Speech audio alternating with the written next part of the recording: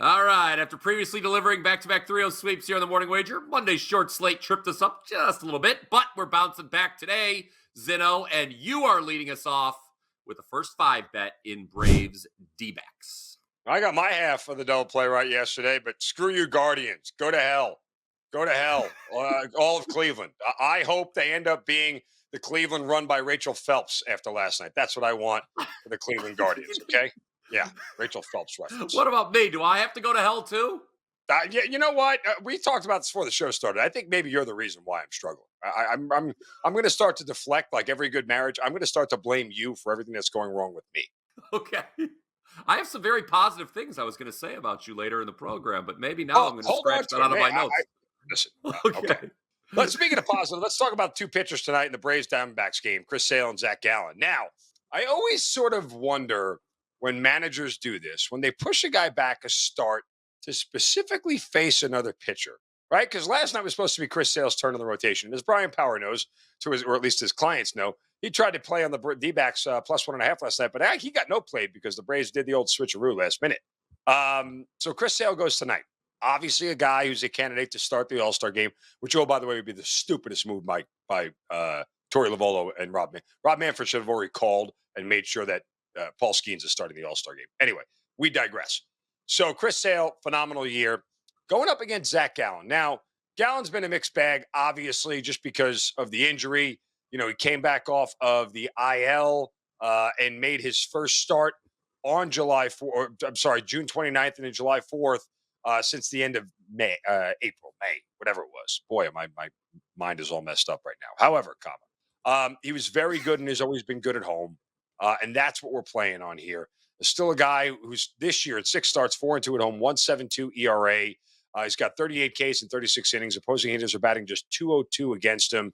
And not only that, you know, this is a guy who's actually gotten better after the first time through the order this year. Second time through the order, he's faced guys he's batting, they're only hitting 202. And third time they're batting 216 against him. So the challenge here for Gallen will be to get through the first time of the order for the Braves. And here's the thing. Gallen versus the Braves offense, God, I don't even want to say it because the words popped in my head, but feels sort of automatic. It feels like this is a huge advantage for him. I know Sale is very good, and the first 5 under here also might be a viable play, but with the total at 7.5, playing 3.5 doesn't feel right. But I'd rather rely on the D-backs money line in the first 5 here and be willing to live with a tie than anything else. Because put it this way, if the Braves get 2 or 3 off Gallen, guess what? I don't think the D-backs are coming back late. I just don't. I like the situation for the D-backs to get ahead early, touch up Sale. You know, some of this, too, may be the movement, also may be the idea that Sale could start the All-Star game. He pitches today on Tuesday. His next chance to pitch in the rotation will be Sunday. They could skip him there and let him throw a game let him throw an inning in the All-Star game is maybe part of the logic here for the Braves and why they did this. So I take all that into consideration here. I think we look at the first 5. We get the D-backs at minus 102, even money. Give me the D-backs first 5 with Zach Gallen on the money line. That is Mark Zinno, a man who has led this country to victory on the battlefield, this show to victory at the pay window. Smash that like button. If you agree with Mark on the D-backs first 5, smash that like button if you want to hear more of the incredible Patty Johnson jingle that has taken the nation by storm. We can't get enough of it. They can't get enough of it in the comments section. Sloppy parlay. Feels so good, so great when Zinno. It's a good day. He's never late. You know, I'm wondering if Prez has heard Sloppy Parlay by Patty Johnson. And what would he say if he'd heard Sloppy Parlay by Patty Johnson? You mean somebody wrote a song about Zinno? Is that what this is? That's exactly what he would say, isn't it? Yeah. Love President. There's Grimace. We are not talking about the Mets today. We are not talking about McDonald's characters. By the way, speaking of the comments section, everyone, I have read your comments, and run differential in the NL Central is completely dead to me now, okay? I am not fading the Cardinals today, I promise, although I am still talking about the Cardinals today because they are in a terrible spot, Mark.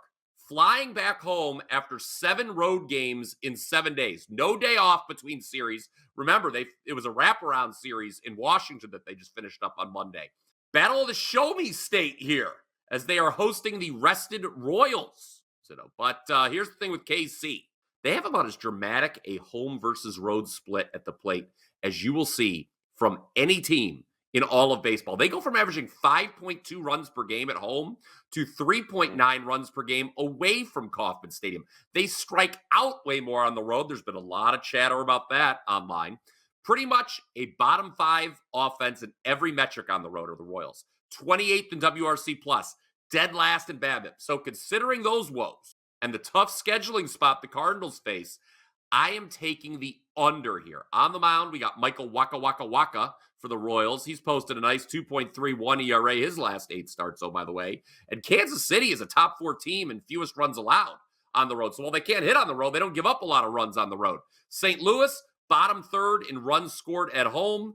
Meanwhile, Andre Palante for the Cardinals, 1 or no earned runs allowed in 4 of his last 5 starts. So all signs here point to this being a low-scoring game on Tuesday. I will take under 8 as my half of the double play to go along with Zinno on the D-backs in the first 5. Now it is time for all of you to comment down below with your favorite MLB bets for tonight. Yes, Mark Zinno. Speaking of run differential, in a game tonight that is just worth bringing to the viewers' attention, Rays and Yankees. Anyone want to take a guess what the Yankees run differential is? Plus 101. You want to know what the Tampa Bay Rays differential is? Minus 67. The Yankees are a very short favorite. Why? Because Carlos Rodon is a hump and he's on the mound tonight. You hate Carlos Rodon. Why don't you just admit it? You don't like him at all. You don't like anything he stands for. Oh, okay. That's just what it boils down to. I'm very objective about this. It's not a good pitcher. Okay.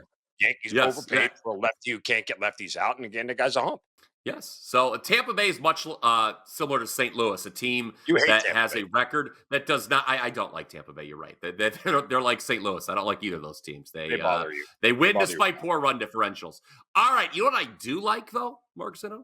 The fact that $7 a day just got even bigger at WagerTalk, because here at WagerTalk.com, it was great to see so many of you take advantage of that 7-day special for $49 last week. Thus, we have extended the deal. Now you can get 30 days for $210. Normally, a 30-day all-access would cost you $299.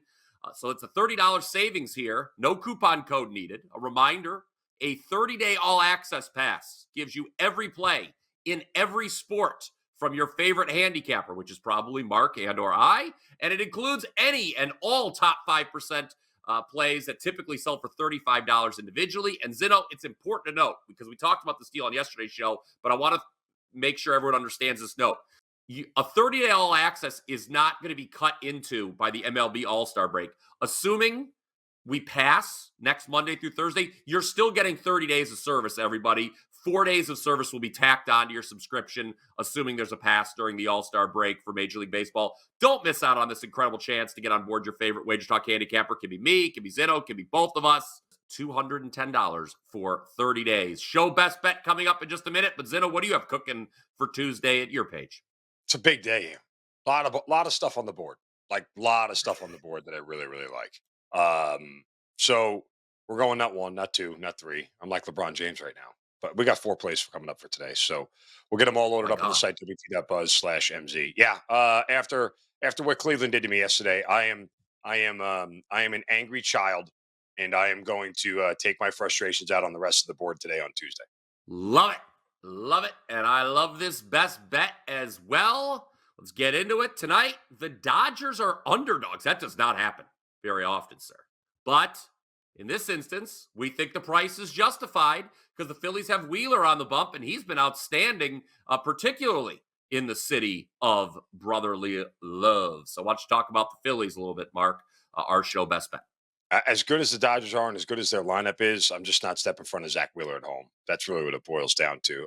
The numbers are eye-popping off the chart of the splits. He's 6-2 at home in 10 starts. Not only that, he's got a 1.76 ERA. Opposing hitters are batting just .175 against him. He's got a sub-1 whip. He's got 74 strikeouts in 66 innings. So that ought to tell you how effective he's been at home. And just comparatively speaking, he's got 45 strikeouts and 45 in the third on the road. So it's just a little bit of a different picture at Citizens Bank Park here.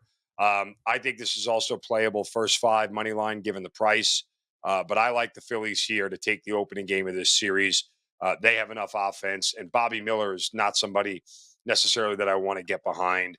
You talk about a guy that's kind of just, working through the struggles a little bit. He's allowed at least 2 earned runs in 5 straight starts. He's allowed at least 3 in 3 of those 5 to some bad teams too, in the White Sox and Colorado and the Cubs. These are not good teams. So he gets banged around. His splits on the road. He's got a 9.64 ERA in 4 road starts this year.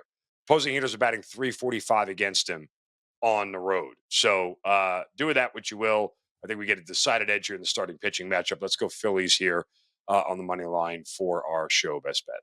That is your show best bet, Phillies money line. I'll add this. Dodgers bullpen is due for some regression. I know they've got a nice ERA, but you look at some of the other metrics, they're not as nice. You talked about Miller, 1.60 whip through his first 6 starts as well. I'll throw this back to you, Mark. Any thought? I don't like laying 1.5 at home, as you know. But is there any thought to get this price down to do it with the Phillies here? I mean, it sounds kind of crazy to lay 1.5 against the Dodgers, but it'd be a nice price if you do it on the Phillies here. You mentioned the first 5. What about full game run line? I would tend to believe the run line is not going to matter. Either Phillies win big or like this feels like a game where just one team dominates. You get the starting pitcher that has the game that you want, and one team overpowers the other. I hope it's the Phillies, but kind of that's the way this sort of works out here. I would be fairly surprised if we got like a 3-2 final in either direction. I really would. Okay. Smash that like button, that thumbs up. If you're in agreement with us on the Phillies tonight, comment down below on your thoughts on laying the -1.5 with them in this spot. Also, if you already haven't done so, make sure you click subscribe. That way you get instant notifications when shows drop here on the WagerTalk YouTube channel. As a reminder, Mark and I do the morning wager every Monday through Friday, giving you 3 free plays daily. How nice of us. And you can head on over to my page right now, wt.buzz/BP. You're going to find my 4% soccer best bet. I got just one play, Mark, one play total for the Copa America and Euro Cup semis. I'm just playing one of the 4 games. You can get it now. I cashed both 4% best bets in the quarterfinal round, over 2.5 Turkey, Netherlands in the Euros, over 2.5 Panama, Colombia in the Copa America, 32-12 run in soccer. I will not say the pitch because I don't want to anger you. I am up 60.2 units during that time, 42.7% ROI. WagerTalk's most profitable soccer capper going back to mid-April. So that is there now. I see that smile on your face as you want to say something here. No, when it comes to handicapping balls, it's you. You're the top. You and Patty Johnson. Was that necessary? Now this is necessary. Yes. Patty's going to take us home. Because I want to segue into slot parlay. Okay. As much as all of you watching right now, I'll let this play.